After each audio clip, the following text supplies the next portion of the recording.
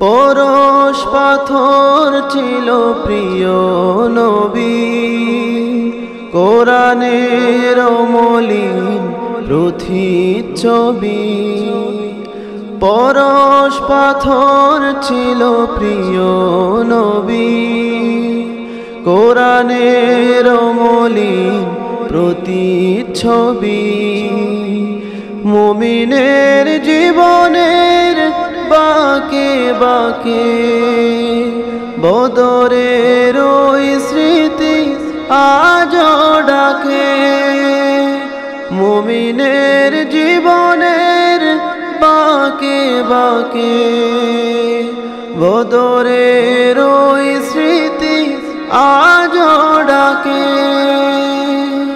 তার প্রেমে জীবন হয় যে মধুর, কত দূর মদিনার পথ, ওহুদের মাটার কত দূর।